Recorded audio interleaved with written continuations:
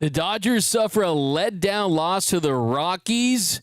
What does LA need to do to shore up the outfield? Do they need to move Teoscar Hernández out of right field? Yoshinobu Yamamoto continues to pitch well in Colorado, but the Dodgers bats don't do enough. All that more coming up next on the Dodgers Nation postgame show. Mookie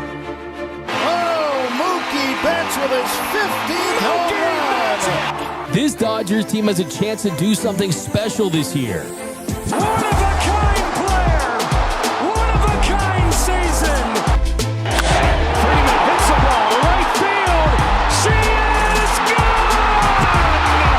There's nothing that brings us together like Dodger baseball. What is up, Dodgers Nation, and welcome to the Dodgers Nation postgame show. My name is Doug McKain. I cover the Dodgers for Dodgers Nation, a credentialed member of the media. You can follow me on X and Instagram at DMac_LA. Thanks for rocking with us after the Dodgers lose to the Colorado Rockies in walk-off fashion. The seventh time the Dodgers have been walked off this year. They lose by a final score of 4-3, and their record drops to 71-54 on the year. Thankfully, the Giants beat the Padres down in San Diego by a final score of 4-3 as well. So the Dodgers don't lose a game on San Diego in the division. You still have that 2-game lead, and you still have the tiebreaker. But tonight was not a good loss.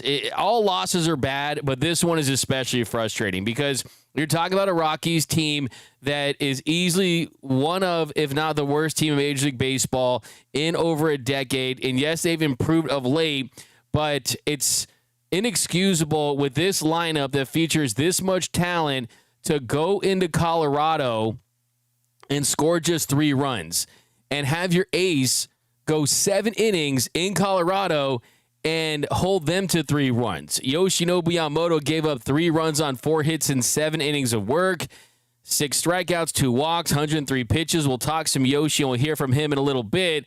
But this was a game where the offense needed to perform better, and the defense let them down late. But this offense, you have to muster up runs against Kyle Freeland in a game where he's dealing with a blister.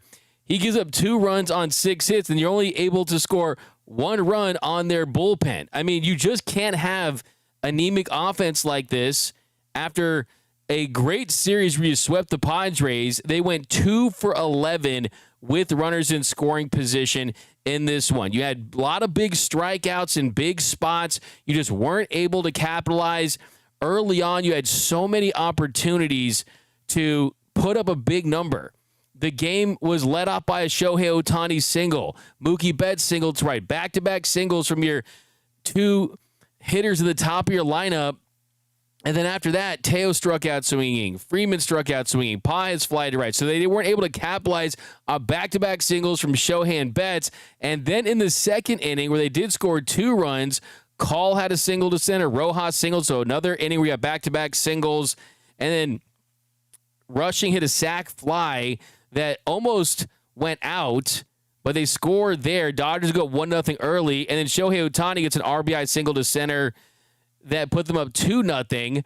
But still, in that inning, 2 runs on 3 hits, you just want to be able to pass the baton against a weak Colorado team. And then after that, it was struggle zone for the Dodgers. At the top of the 3rd inning, Freddie Freeman got a 1-out double in the top of the 3rd inning. After that, the Dodgers went a combined 2 for 20 after that double from Freddie Freeman. You got an RBI double from Alex Freeland later in the game and another double by Freddie Freeman.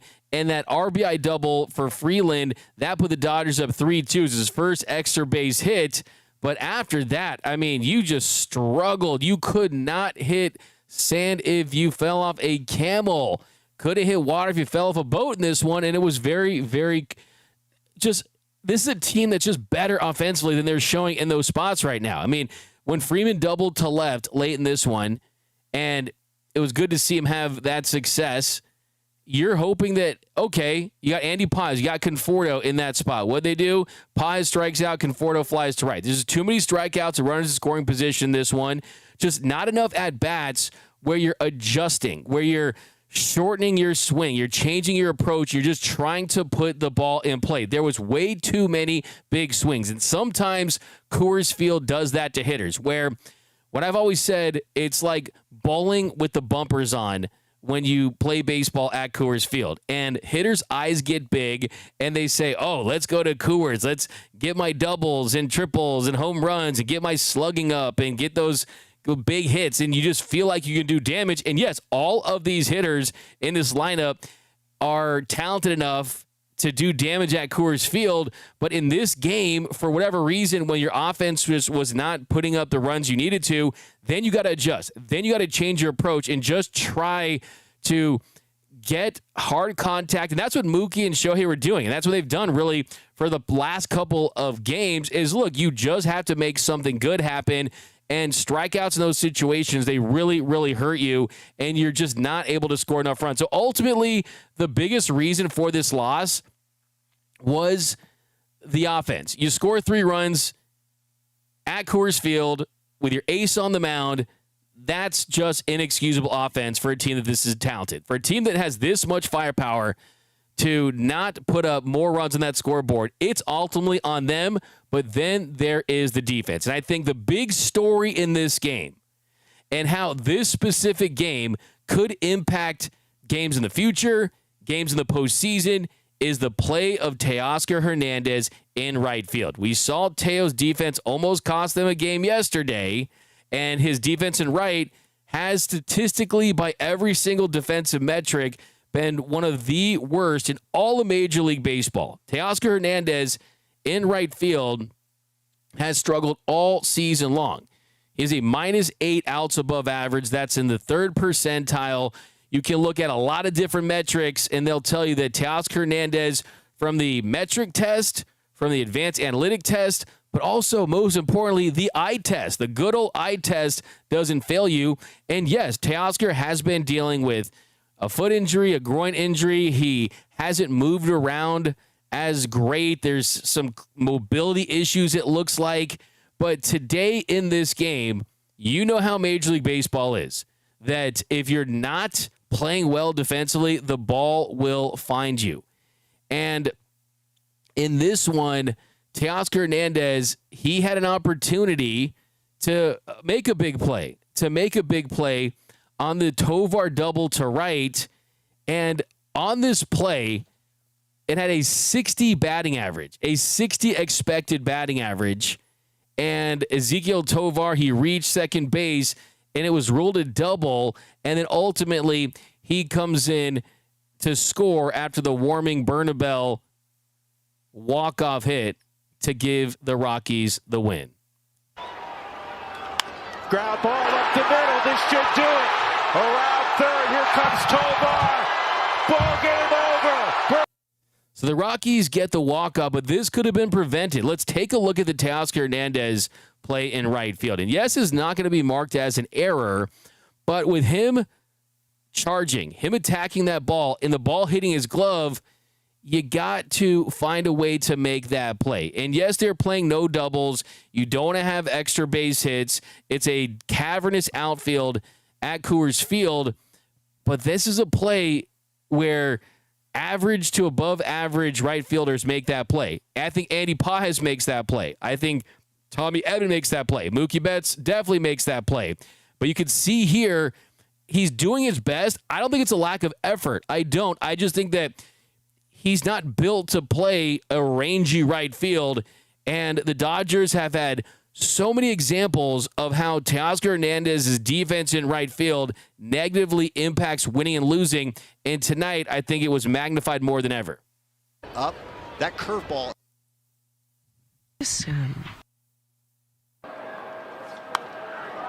Popped up, shallow right. Freeland going back from second. Hernandez coming in from right, and he can't make the catch. The ball drops between him and Tovar. That's just a tough play, I mean, for Teoscar Hernández to make. And yes, you have Alex Freeland, who is good enough to go out there and make that play. And I think that if Alex Freeland is a more experienced second baseman and he knows that Teoscar Hernández has been banged up this year, maybe he takes it upon himself to go and make that play.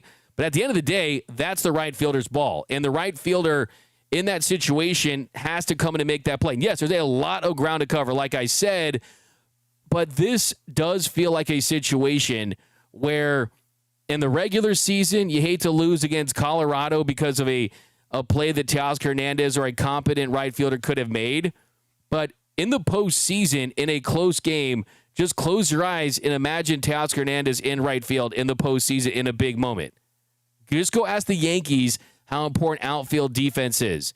And yes, he can still make the routine plays, but the thing that I struggle with when it comes to Teoscar Hernández playing right field is that they have so many better options that would still allow Teoscar Hernández to play and continue to be a part of this offense, but he just wouldn't be in right.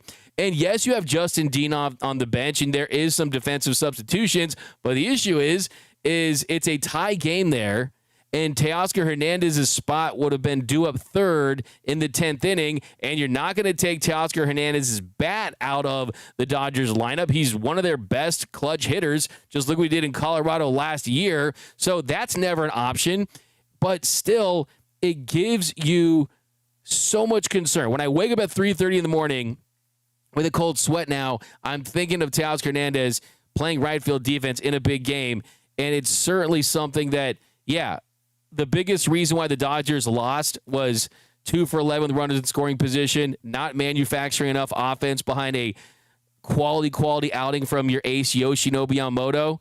But still, you can still point to plays that should have been made, plays that could have been made, and we're going to talk about the Dodgers' options in right field. But first, let's hear from Teoscar Hernández after the game.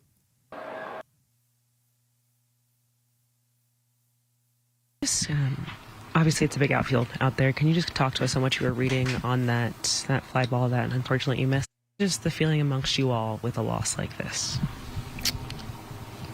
I don't think anyone is gonna feel different about this loss. It's just we lost a game. Tomorrow we focus on the game and try to win. Did you think you had a shot? Do my best every time I get those fly balls, try to get under and make the play. So, like I said, unfortunately, it didn't happen. I get to the ball, I get the ball, but it came out of my glove. So, tomorrow, I don't think if I would have died, I would have made it. But I think that was a clear hit. Was it your ball? That he can get there. Obviously, it's one of those balls that anybody can get it, but of course, I was a little bit far from it. So you didn't pull up, you didn't see him? No. I didn't. I was seeing the ball all the way, trying to catch it. How tough is this outfield? You played in this outfield a few times, but how tough is it to play? Because most teams play deeper than usual because of the altitude and how large it is. How tough is it to cover the ground in this outfield? It's a little bit different. The one maybe at Dodger Stadium, the outfield is a little smaller, but I don't think it make any difference in base of where you play or how you play. So that was Teoscar Hernández, and he says that it was a clear-cut hit. I mean, it had a 60 batting average in that situation. So that was a play that certainly could have been made. He says if you dove for it, he wouldn't have got it. I mean, I don't think that you're asking guys to dive for things. I think it's about just making the initial reads and just having enough mobility to go out there and cover ground. And look, here are the fixes for Teoscar Hernández and right, and there's just a good amount of options that make so much sense. The first one is you move Teoscar Hernández to left, and then you put Andy Pages in right, and then when Tommy Edman comes back, he can play center field, and you move Michael Conforto to the bench. But I think the optimal option, if we're being completely honest, the elephant in the room option that it would require some difficult conversations would be, if only the Dodgers had a right fielder, a Gold Glove caliber right fielder, one that they have won multiple World Series with when he plays in right field. That's right, they do. And his name is Marcus Lynn Betts. If Mookie Betts went to right field and Teoscar Hernández went to left field. Well, that was the outfield combination, the corners that won in the World Series last year. And then in center field, you have Andy Pages. And then the shortstop position, you rotate Miguel Rojas, Tommy Edman, even Haesung Kim, and your defense up the middle is better. Your defense in the outfield is better. And then overall, you accomplish multiple things with that. You don't put Teoscar Hernández in a tough situation in right, where he has to cover more ground. He has to cover that ball down the line. He has to make those throws to prevent doubles and triples.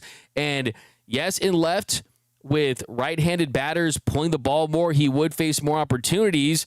But the truth is, he's going to hurt you more playing bad defense in right than he is playing bad defense in left. And the truth is also that ideally for Teoscar Hernández, he would be a designated hitter. We know that's not the case. Someone asked me in the comments, D-Mac, what about Shohei Ohtani playing right and having Teo DH? Well, there is a 0% chance that that's going to happen. So it's not even worth having that conversation. The only time they would entertain the idea of Shohei Ohtani playing in the outfield would be if his pitching career was over for whatever reason. So it's not even worth discussing. And there's the fixes right there. I think that, yes, this team does believe in Michael Conforto, and he has had more success of late. But even if he is an expensive bench bat, it still improves your defense in so many different ways. And I think that, yes, Mookie has proven he can play big league shortstop. And there's no doubt about that.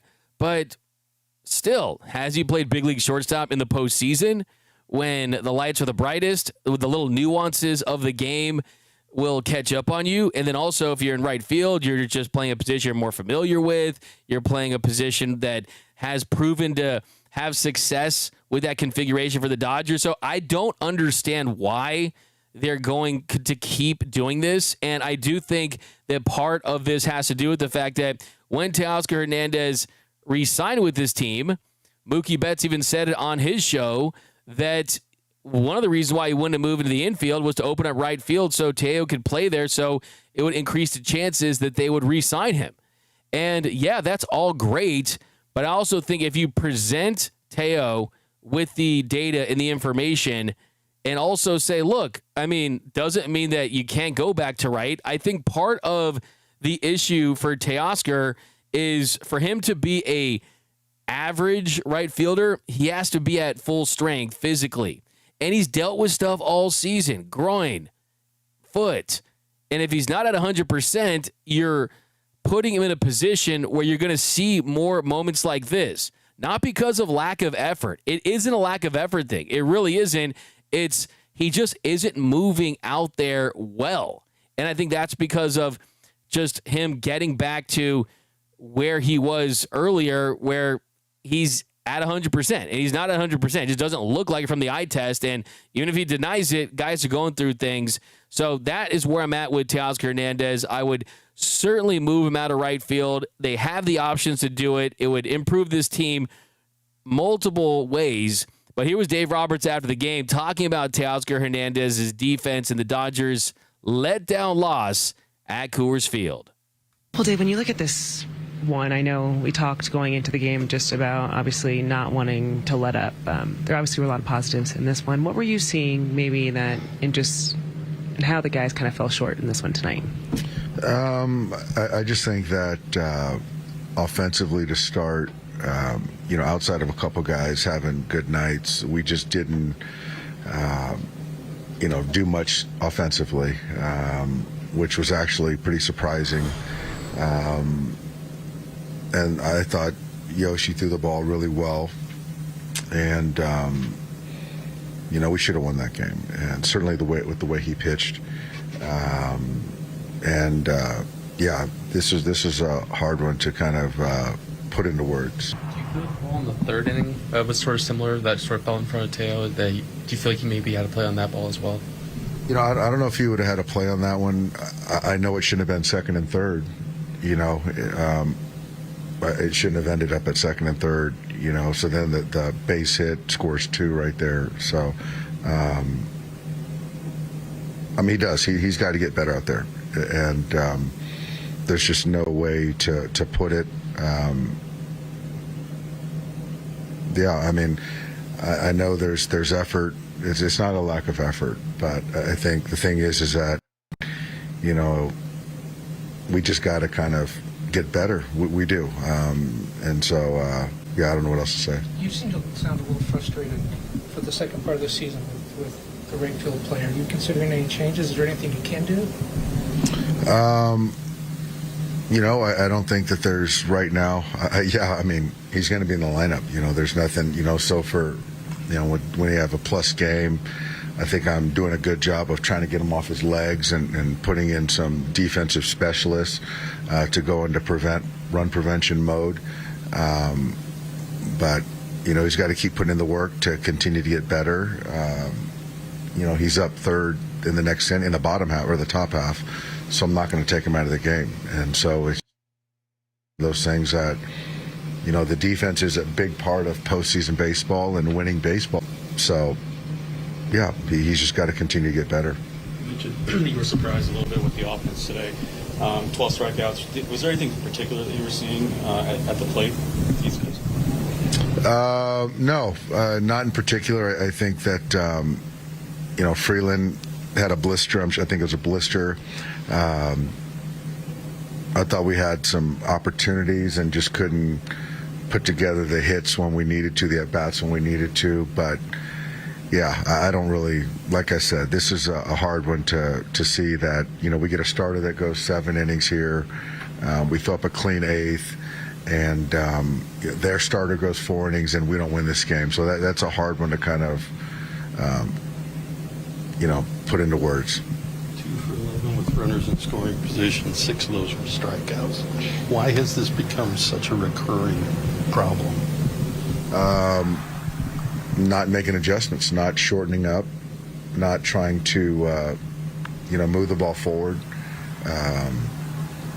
It's adjustments. It is, especially with runners in scoring position. You've got to make adjustments and shorten up and find a way to move it forward. You do, and give yourself a chance. And so I didn't go over every strikeout tonight yet, but, you know, there's a lot of misses in zone or chase or whatever it might be. But, yeah, I mean, if you're doing that, you have to make an adjustment. And, yeah, if not, then you're going to have double-digit punch. And so we can be better than that. We need to be better. So there was Dave Robertson. Yeah, 6 strikeouts of runners in scoring position. That certainly can't happen, especially against a bad Rockies team, and 12 strikeouts in the game. And that's just not the winning recipe for this team. You want to avoid double-digit strikeouts. You want to be able to get more slug. You want to be better than 2 for 11 with runners in scoring position. Then overall, the Dodgers get 8 hits, so you want to hit that double-digit mark with hits. The sweet spot, we had 10 hits, less than double-digit strikeouts. You want to score at least 5 runs, and with the pitching, you're going to give your chance to win a lot of baseball games. And I think tonight was just another example of this team just kind of being frustrating all year just because they have these big moments. I mean, we saw against the Blue Jays, a top American League comes into town, and you win 2, and you should have taken 3, and you lose. And then you get swept by the Angels. And then you sweep the Padres, and it looks like, okay, now let's get some cushion in the division. Let's run away with the NL West. And then tonight, the Padres lose. And yes, it's a good thing because you don't lose a game and they don't take something from you. But still, you had an opportunity to increase your lead to a 3-game lead, which would have been a 4-game lead because of the tiebreaker. And another thing to mention, too, is the Philadelphia Phillies. So the Philadelphia Phillies, they won today. So the Dodgers are now the 3rd team in the National League. So had they have won, they would have been tied for the 2 seed. Now they're the 3 seed. So it's not just the Padres you're thinking about. You're thinking about other teams in the National League. And now let's talk some Yoshinobu Yamamoto, and then we're going to get to all of your comments. I do got some super chats I do want to get into. Super chats are like the fast pass, right? We got 199 offense sucks, and Teo in right is terrible. Yeah, it's tough to argue with his performance in right field. It's tough to sugarcoat that. Some more, we got Richard Flores in the comments. D-Mac, why should they be worried about a difficult decision? Mookie sees what's going on and knows the move would be because of him, especially if it's done tomorrow. Yeah, I mean, sometimes it takes a while, and I hate to say this, of course I'm not rooting for Teoscar Hernández to not make plays. I'm not rooting for the Dodgers to lose. I want this team to go 162-0 every year and every player to be an all-star and just go to the Hall of Fame, right? I love these guys, love this team, but if it takes a misplay, I wouldn't necessarily call it a misplay, or an error, but a play that another right fielder on your team could have made, if it takes a walk-off loss, if it takes that happening multiple times in a short stretch to start the conversation about it, then, hey, that could help the team down the line. Because I'd much rather Teoscar Hernández not make that play in August in right field, and that lead to them potentially making a change that will give them a better chance to having a right fielder in that position that will make that play in October in the postseason when it matters the most. So sometimes we've seen with this team that, yeah, they are willing to give guys long runways, and I wouldn't call them stubborn necessarily, but they definitely like to stick to their process for long stretches and hope that things figure themselves out. But the difference between Teo is it's not like he's like a batter that's slumping, right? I mean, he actually has an 810 OPS this month. He's been really good at the plate. And when guys are slumping, it's like, hey, guys slump. Like, guys slump. They're going to go through slumps offensively. Sometimes they're shorter, sometimes they're longer. But if the player has a proven track record and he's healthy, that you have to believe that they're going to adjust and start to hit again. Defense is different, right? Because defense, it shouldn't slump. It really should not slump. Defense should be more consistent than hitting. And I think with Teoscar Hernández, if he's not 100% physically, if he's never going to be a Gold Glove right fielder. It's just, hey, can you be solid enough to where your offense is so good that it justifies you as a right fielder? Well, so far the offense has been good-ish lately, but it hasn't been elite good to where you can justify him in right field, especially when you have more options. So let's take 10 comments here, then we're going to go talk about some Yamamoto. We're going to hear from him.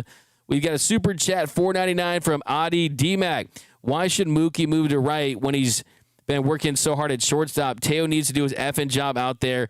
No excuses. I mean, look, that's a fair point in that, like, yeah, I don't know if Mookie cares as far as, oh, this is my glamour position, right? It's not like Mookie's trying to play shortstop because he's like entering free agency and he wants to present himself as a shortstop to teams around the league so he can get a bigger contract, or him playing shortstop is going to improve his MVP case or his Hall of Fame case or anything like that. He went to shortstop because that's what the team needed at the time.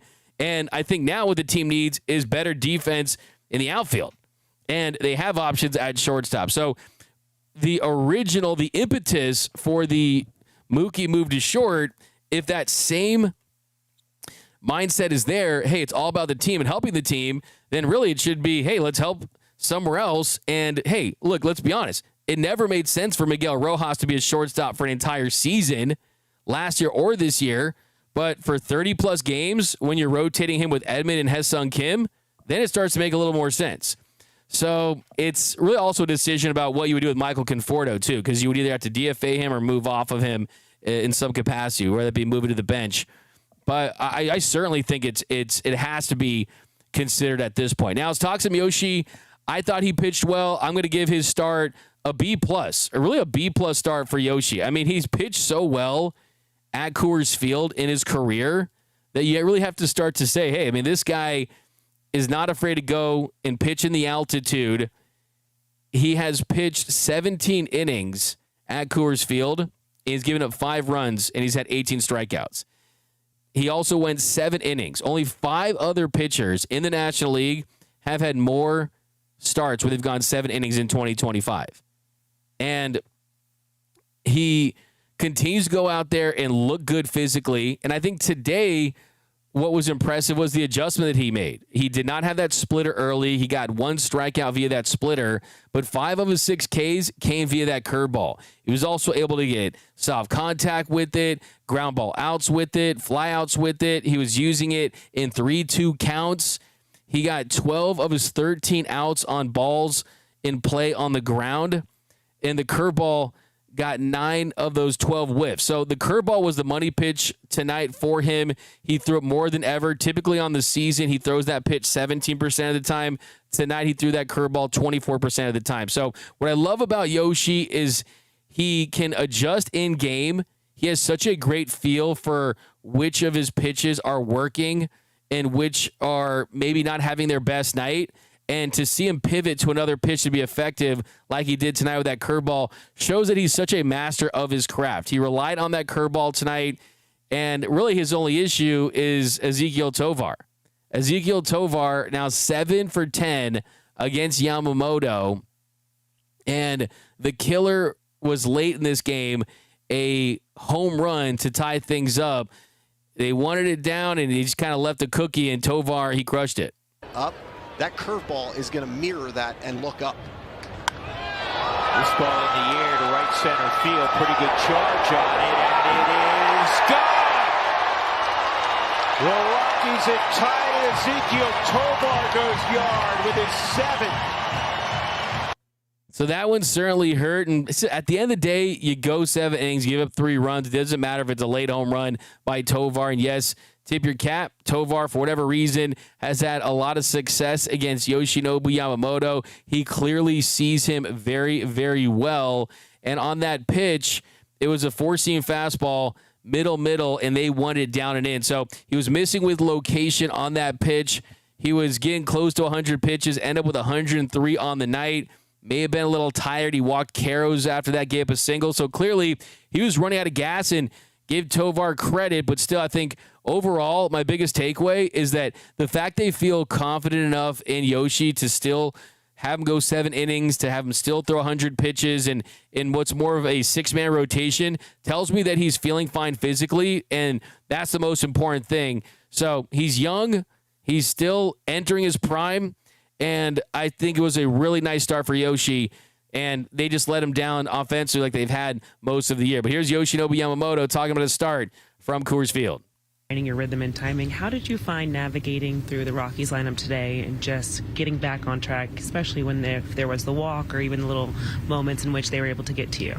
前回の登板で思うようにいかなかったところをどういうふうにして今回アジャストを調整して今日に臨んでどういうふうに今日のこのコロラドの打線にアプローチしましたか。体の調子は、よく、1週間しか練習できたので、今日自信持ってマウンド上がることができましたし、コロラド打線にしっかり作戦を立てて、投げていけたので、3失点しましたけど。Prepare. So physically, I came into the game pretty good, and also we made a pretty solid game plan. Even though we gave up 3 runs, I think that was good. What makes Tovar just such a challenging Ezequiel Tovar? What makes him such a challenging at bat for allowing him for that home run late in the game? 最後7回のトバ選手に許してしまったホームランですけども彼と対戦するにあたって難しかったところとかそういうホームランを許してしまった原因っていうのはどこにあったと思いますか。そこまでの打席は、すごくいい形で抑えれてたんですけど、打たれた球は、インコース高めの、ツーシームだったんですけど、それがちょっと、甘くいってしまって、打たれました。Up to the previous having his previous at bats, I think I was in the control and then pretty good, but specifically that at bat, I was trying to hit that 2-seamer up and in, but unfortunately, I think it got away. So there was Yoshinobu Yamamoto talking about his start. So I'm not worried about him, but now it's open up to you guys. All your comments for the rest of the way here. We got Yoshi's interpreter needs an interpreter. Come on now. That guy, he actually watches the show. So shout out to Yoshinobu Yamamoto's interpreter. The Delirium says the reason Smith is thriving this season is he's getting regular rest, 2 days, 1 day off. He'll likely start all games in the postseason. Yeah, he did last year. It's a great point, Delirium. And also, Dalton Rushing was productive today. I mean, he just missed a home run.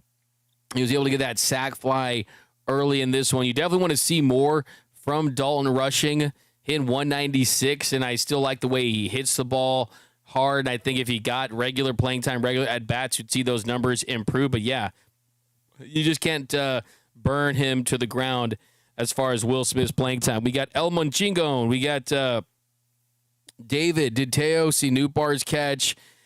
We got people talking about Teo saying in the offseason he was working on his defense. I guess I don't think it's a lack of effort. I think really he's been they're kind of doing him a disservice by keeping him out there, and it's kind of hurting him. And I'm sure that at some point he's got to probably almost consider, hey, do I even want to be out here, right?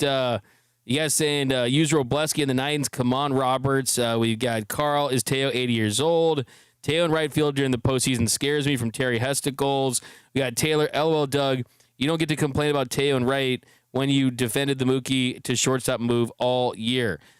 You must not watch the show regularly, and that's all I have to say. Because the Mookie to shortstop thing made sense, but I'm literally the guy who asked Mookie about, I was the only guy in the media all year to even ask Mookie if shortstop has been impacting his defense. And for me, the defending it was more of, no, this is what they're going to do based on everyone I talked to within the organization. They weren't going to move Mookie out shortstop. So there's a big difference between what I would do and what I think the organization is going to continue to do. And at the time, it wasn't the worst thing in the world to have him at shortstop, because some of their everyday options are guys that either Miguel Rojas is an older player that you can't have him at the position every single day. Also, when he gets everyday at bats, he starts to slump.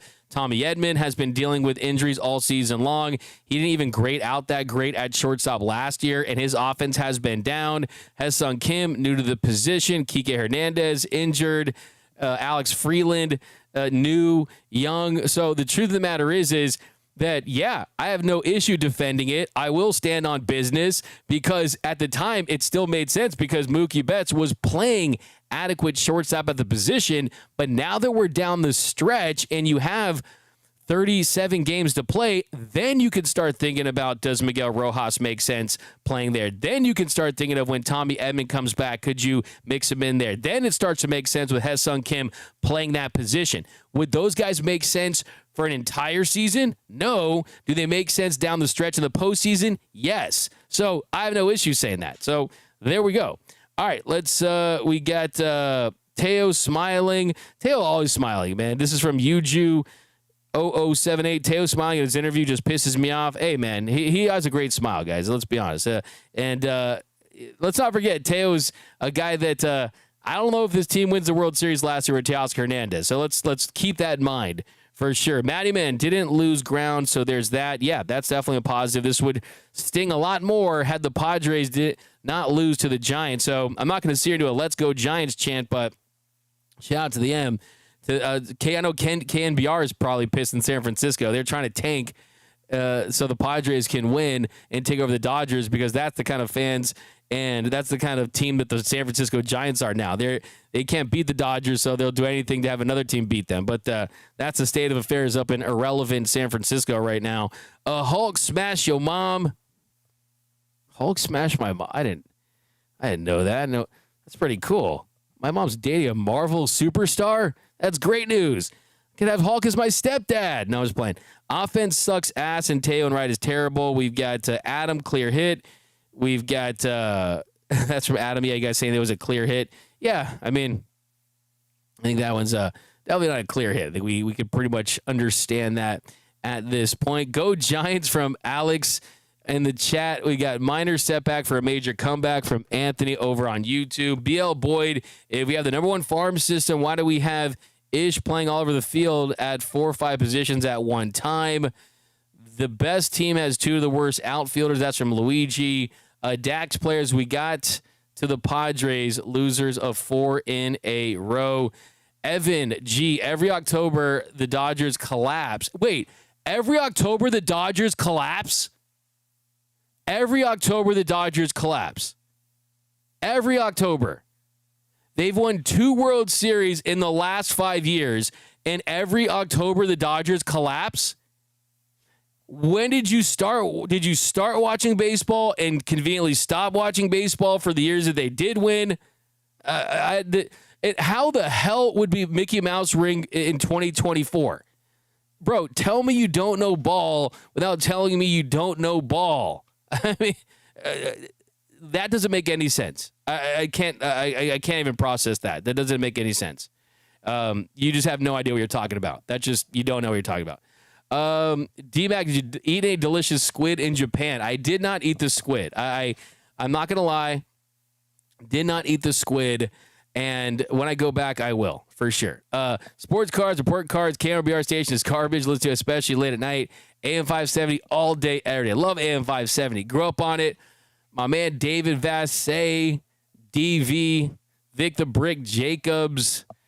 Yeah, it's always been good times over there. Petros and money. Adam, I laughed. I added laughing emojis after that clear comment. Okay, yeah. Too bad for him. Go. You know what's funny? I see the Shoei thing. I still owe you guys a Shoei, but after a loss, come on. I actually brought a Modelo for a Shoei, but I was so annoyed with this loss, I kind of crushed it as I was getting ready for this show. So I don't think you guys want an Evian water. You guys want an Evian water Shoei? I'm pretty sure you do not. Teo's new signature sneakers is a pair of sandals. Bruh. This is not true from Anthony, saying there's a rift in the Dodgers clubhouse right now. They've kept it from getting out. The Dodgers pitchers have brought this to the coach's attention regarding range in the outfield. Not true. 100% not true. This team is as close as they could be, and they all believe and support each other. So I can tell you that's just not true at all in any way, shape, or form. Years past, I would say I have no idea. Now I do, and that's just not the case. This team's a really, really strong team. Has a great foundation for sure. We got Doc thinks just because they are MLB players, they can play every single position. John, Brewers are going to steamroll us this year. John, yeah, just like they did in 2018, right? Just like they did in 2020, right? Adrian Gonzalez, what's up, my man? Adrian 499 with September calls around the corner. Do you feel the Dodgers call up that could give us some rest for the playoffs? I mean, I really, to be honest, I don't care how much it makes sense. I need to see Ryan Ward called up and make his big league debut because he's going to be a free agent. The guy rakes down there. Is he a 4A hitter? We'll see. But I still think that that certainly makes a lot of sense for sure. 10 October collapses. I mean, is it a collapse? I mean, how many dynasties do you know in Major League Baseball? The Yankees in the 2000s, last one. I mean, and let's be honest. Had the Dodgers won in 2017, which they deserved to win, you talk about 2017, 2020, and 2024, and consistently being in the mix, making 12 straight postseason appearances, winning 11 division titles, and you still have all the resources in the world and the best player in the world in Shohei Ohtani for another 8 seasons after this year. So, yeah, I mean, we'll see. We'll see how things go. We got... Let's see. We got what is up with Vic the Brick? I don't know. I'm not really sure. Oh, here's Evan, who's live from his mom's basement. No idea what I'm talking about. The Dodgers collapse is layered MLB tradition. 2019 Nationals, 2021 Braves, 2022 Padres, 2023 D-backs. It always looks like it's a collapse when you're consistently making it to those moments. Like, no one talks about, oh, have the Braves collapsed in the last couple of years since the World Series? No, the Braves have not won. They have not made it to the postseason. The Dodgers have become victims of their own success in a sport where randomness is higher than any sport. Randomness is higher than any sport compared to football or basketball or hockey. Baseball, that just happens. And each of those years, 2019, well, not of course. Yeah, they lost Game 5 at home. Kirsch did not perform well. Joe Kelly gave up a home run. In 2019, yes, that was a bad year. That Nationals team was special. They wanted to win the World Series. That 2021 Braves team, the Dodgers ran out of gas. Max Scherzer had a dead arm. That Braves team went on to win the World Series. That 2023 Dodgers team, you had a broken Kirsch, then a Bobby Miller and Lance Lynn, who, by the way, just seconds ago gave up another home run. I mean, there you go. And that 2022 Padres team, sure, that was bad, 111-win Dodgers team. You're not going to win every single year in Major League Baseball. It's impossible. Like, show me the team that has won every single year, right? Show me the last major dynasty in Major League Baseball. Like, it just doesn't happen. We haven't had a back-to-back champion since the 70s Reds. We haven't had it in the National League. We haven't had one in baseball since the 2000 Yankees. But what you want to do is you want to have your ticket to the dance and punch that ticket as many years as you can. And then, like last year, you get hot and you make big pitches and get timely hits and things go your way and you win a World Series. So, yeah, I mean, look at I see a Blackhawks logo in your profile pic. I'm assuming you're from Chicago. Cubs won World Series in the last like a million years. I mean, like, let's be honest here. I mean, yeah, the Dodgers are their team that it's the man in the arena quote with the Dodgers. And the Dodgers are always in the arena. And that's why it always feels like they're the ones that are crumbling more because they're there more, right? I mean, they're going to be fine. We got, here we go, a couple more. Shuey. Okay, next, I don't have the beer to do that. All right, here we go. Meanwhile, Mookie. It's a couple more here, guys. Riled up tonight. I don't know why. I wanted to get another win and continue to build this lead. And, that wasn't the case. Now, take like 5 more. We've got the Blue Jays almost had a 3 World Series dynasty in 1994. Yeah, I mean, that was a good team. That Blue Jays team was a really good team. But the truth is, dynasties are rare. I mean, look at that Braves team. They won 1 World Series with that group. I mean, the Giants team in the even years, that was incredibly impressive for that to happen. But it's very rare. I mean, let's just be honest here. And you don't see even teams make it to the postseason that often. But still, we got this. Okay, here we go again. If I'm in my mom's basement, the Dodgers must be in the Rockies' basement permanently. Evan, like again, say you don't know ball, you don't understand information. The Dodgers had beaten the Rockies 10 times this year. Okay, like. I mean, I'm sure it's past your bedtime. So, yeah, guys. All right, Yankees fan flexing ring from this. Yeah, I know. It's crazy, right? We were Rocky Mountain High tonight. I'm beginning to not like Teoscar's smile. Shuey. All right, guys. That's going to do it for this episode of the Dodgers Nation post-game show. My name is Doug McKain. You can follow me on X and Instagram at DMac_LA. Hit the subscribe button, hit the notification bell. If you want to support the channel every single episode, hit the like button, drop a comment down below. And remember that absolutely nothing brings us together quite like Dodger baseball.